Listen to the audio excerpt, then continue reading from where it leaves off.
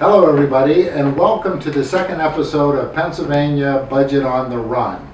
This year, Donna Malpezzi with DMM Consulting and myself, we are doing a different approach to the Pennsylvania Budget on the Run. That is, we are looking at issues in the area of human services and trying to put a face behind those issues.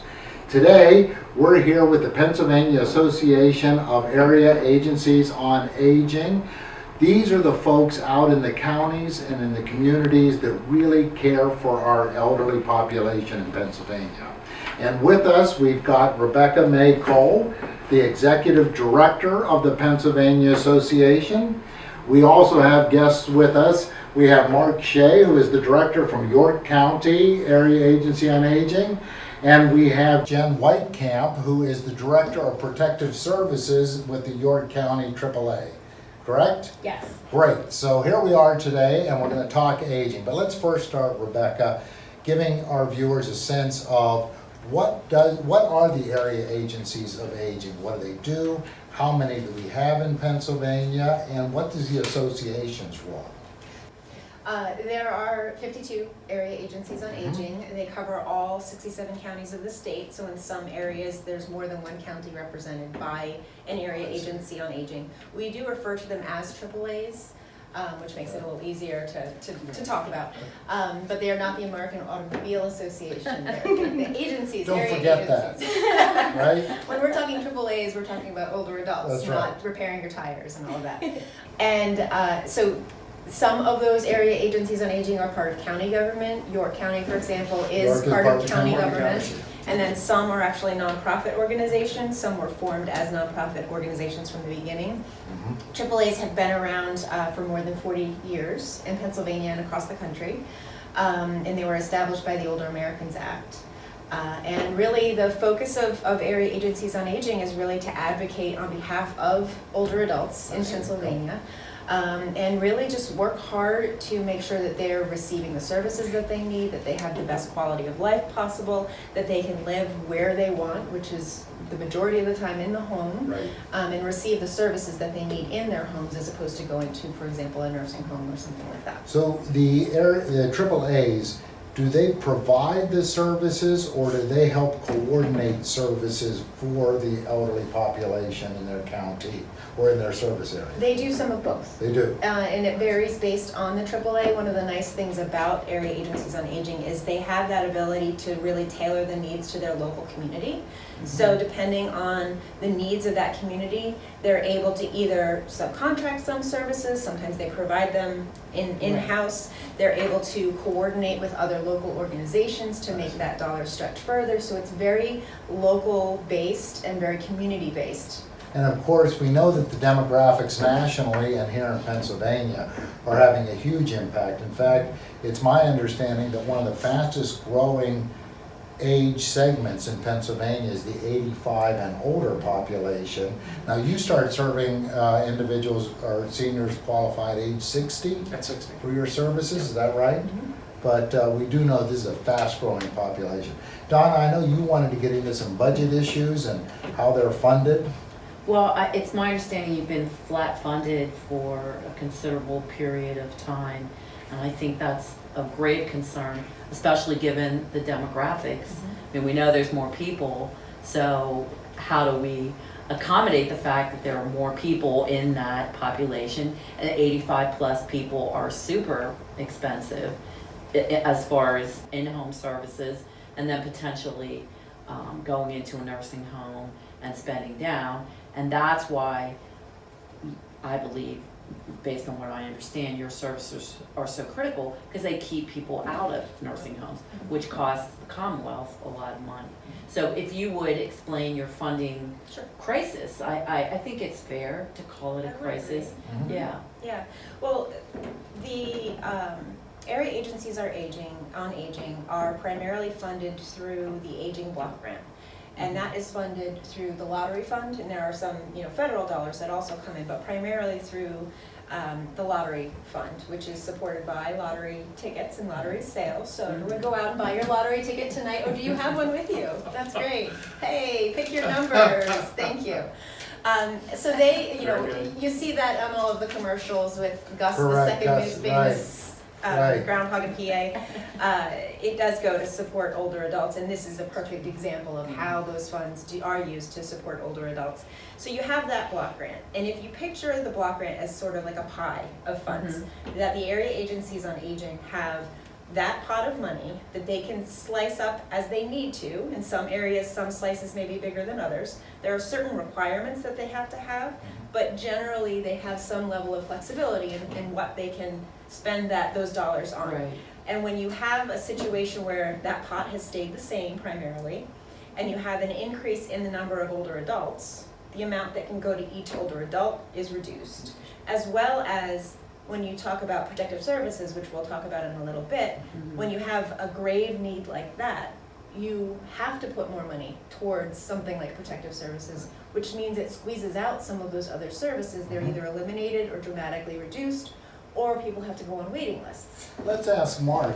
Mark, you are the head of the York County Area Agency on Aging. Yes. So you oversee a lot of these programs that Rebecca was just alluding to that are funded through the lottery block grant.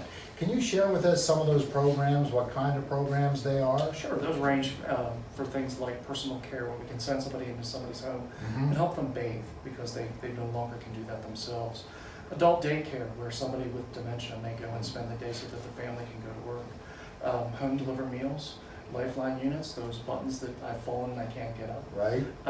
Transportation, you name it. There's probably a program out there for it that we can provide through the lottery funding. You had started to share before we got into the program this funnel idea that you have put together. Can you kind of walk us through that? Sure. The funnel? I was asked by someone to explain what's kind of happening with services and protective services and the growth in the senior population. The best I could come up with was a funnel. I see aging services as a large funnel that you start somebody at the top of the funnel. And you know when you spin a ball around a funnel, at the top it spins very slowly. Right. The top of the funnel is the very inexpensive area. So you put a consumer in the top and you start them spinning through the services. They're getting personal care.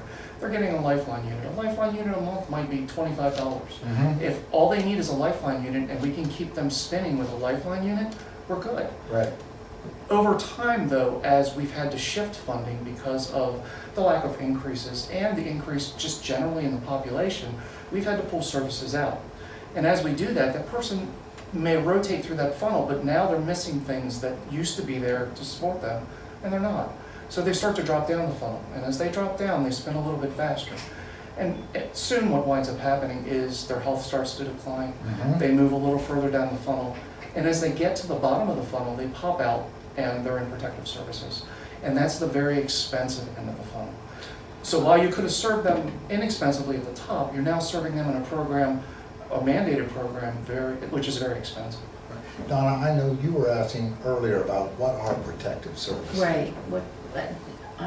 Jen, or if you want to talk about, I mean, for you, it's an everyday occurrence in terms of protective services and how that works.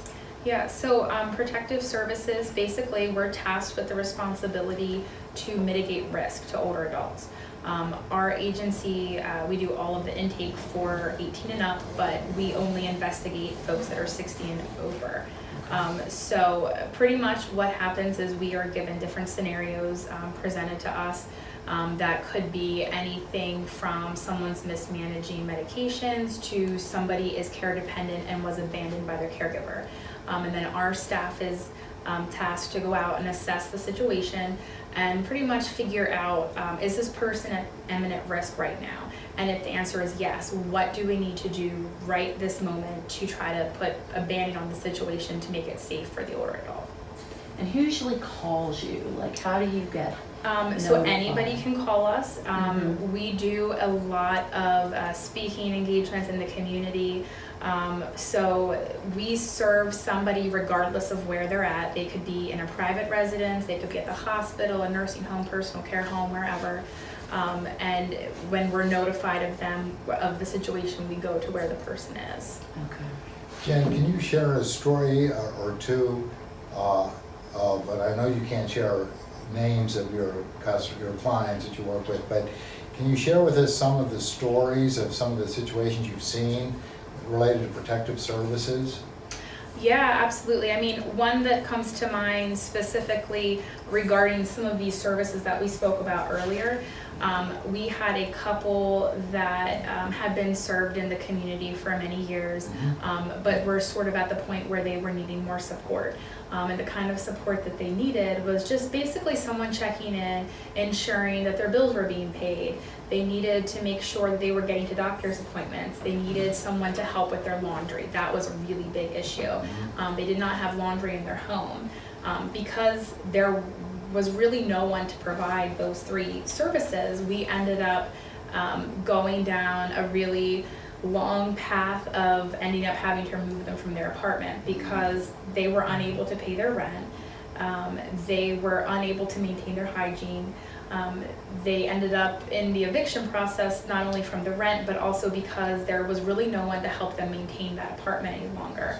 And those kinds of services for us just simply don't exist. Or like, for example, the laundry, we had the woman in the situation was very prone to urinary tract infections, and she had no one to assist her with washing her clothing on a regular basis, so she would wear her clothing for much longer than was appropriate. So while those things independently don't seem to be that big of a deal, when you couple them all together and you have limited supports in the community, it really ends up being disastrous for some people, with the end result of them having to go somewhere else with more support to live. And laundry, the home support piece is one of the services that we had to stop offering a number of years ago because we've had to shift funding to protective services, and we're getting hit on the front end with 72 million baby boomers that are coming through the system, that there simply wasn't enough funding to do it. Funding. Right, and that's considered an ancillary service, so it's not considered a primary service. So in order to continue to support people with primary services, we had to shut ancillary services down. See, this is a good example, I think. When people hear protective services, I think a lot of people just automatically go to things such as either physical abuse or financial abuse, and while that surely is part of it, hearing this kind of an example where everyday tasks no longer are able to be performed and how that impacts everything. So Rebecca, I know you were talking earlier about this, taking from Peter to pay Paul, and how it's just not sustainable to do. Can you talk a little more about that issue itself?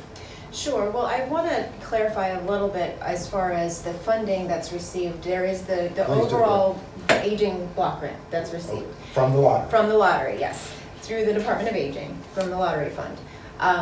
And those dollars, there are specific requirements for the dollars. I'm going like this because there's a sheet that actually shows all of the different categories that can be spent. For a number of years, there was something, just the block grant, the regular block grant, and that's the majority of the funding for all of those programs that Mark was talking about in the funnel. That's where they were funded out of. There was an increase in funds a few years ago that was specifically tied to the options program. And that options program is the services basically that Mark was talking about. The difference and the difficulty is that while there had been an increase in the options program, which we certainly appreciate and we're able to serve people, those dollars are specifically prohibited from being used to support just the basic operations of the organizations. And so those dollars, while they can be specifically given to a senior, you've got people like Mark who are running their agencies who have dramatically more needs, being presented to them. They've got their staff. You've got, the increases, if you look at the past 10 years, what are the increases in the cost of your electrical bill and your, salaries and all of those kinds of things. And that really puts the squeeze on the AAAs because frankly, when they have that pot of money, they're going to do everything they can to get those dollars out to the community. They are not, frankly, in some ways, they're almost doing themselves a disservice so that they're able to serve the seniors.